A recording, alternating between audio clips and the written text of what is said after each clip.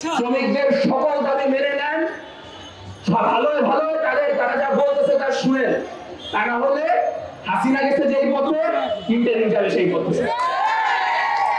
কিভাবে চলে একটা মানুষের, যে মানুষটার বেতন ৮-১০ হাজার টাকা, এই বাজারে কিভাবে চলে? প্রত্যেকটা জিনিসের কি পরিমাণ দাম? যে মানুষের বেতন ৫০,০০০ টাকা, তার পক্ষে এক মাস বেতন না পাইলে পরের মাসে চলাফেরা কষ্ট হয়ে যায়। সেখানে মাসের পর মাস একটা মানুষ যখন বেতন না পায়, সে কিভাবে চলে, তার কিভাবে চলে? আমরা দেখছি যে শ্রমিক বেতন না পায় যখন আত্মহত্যা করছে, তখন বলা হয়েছে এটা শ্রমিকের ব্যক্তিগত সমস্যা। এটা ব্যক্তিগত সমস্যা না, এটা ব্যক্তিগত দায় না, এই খুনগুলো রাষ্ট্র করে, এই প্রত্যেকটা খুনের হিসাব রাষ্ট্রকে দিতে হবে। বন্ধুরা মনে রাখেন, আপনাদের পাশেই রাম সিং জনি, তার প্রতিকৃতি রাখা আছে। আপনারা শহীদের স্মৃতি ভুলেন না, আপনারা ভুলেন না অভ্যুত্থানের পরেও মানুষকে তার ন্যায্য দাবির পক্ষে লড়তে লড়তে লড়তে মরে যাইতে হয়েছে। আজ আমাদের কমরেড, আমাদের সহযোদ্ধা দিলীপ রায়ের উপর আক্রমণ হইছে। এই অভ্যুত্থানে যতটুকু স্টেক আসিফের, ততটুকুই দিলীপ রায়ের, যতটুকু স্টেক নাহিদের, ততটুকুই আমার। আমরা রাজপথে একসঙ্গে দাঁড়ায় সংগ্রাম করছি, কিন্তু কেউ হোটেল ইন্টারকন্টিনেন্টালে ঢুকে গেছে, আর কেউ শ্রম ভবনে মানুষের পাশে আছে দাঁড়ায়। আমরা বলতে চাই, সামনের দিনের যে লড়াই, সে লড়াই নির্ধারিত হবে এই শ্রম ভবন থেকে, সে লড়াই নির্ধারিত হবে এই সাধারণ মানুষের লড়াই থেকে।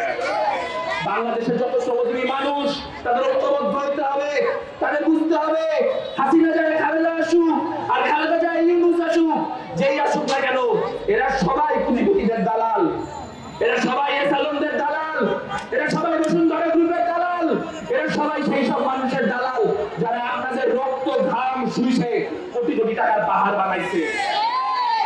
আজ যদি আমাদের বেতন পরিশোধ না করা হয়, তাহলে হুঁশিয়ারি দিয়ে যাইতে চাই, এই মসনদ খুব বেশি দিন থাকবে না। একদিন স্লোগান দিতাম, দীর্ঘদিন ঢাকা শহরের বাংলাদেশের রাজপথে স্লোগান দিছি যে আইয়ুব গেছে যেই পথে, হাসিনা যাবে সেই পথে।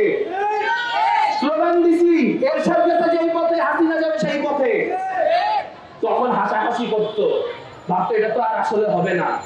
আজকে বাস্তবতা দেখেন তো, আজকে যেই সব নালায়ক ক্ষমতাকে আল্লাহ ভাবতেছে, ক্ষমতার ঈশ্বর ভাবতেছে, তাদেরকেও একই হুঁশিয়ারি দিতে চাই, যদি শ্রমজীবী মানুষ খেপে ওঠে, যদি শ্রমজীবী মানুষ ফুঁসে ওঠে, তারা যদি রাস্তায় একবার দাঁড়ায় যায়, পালানোর পথ থাকবে না।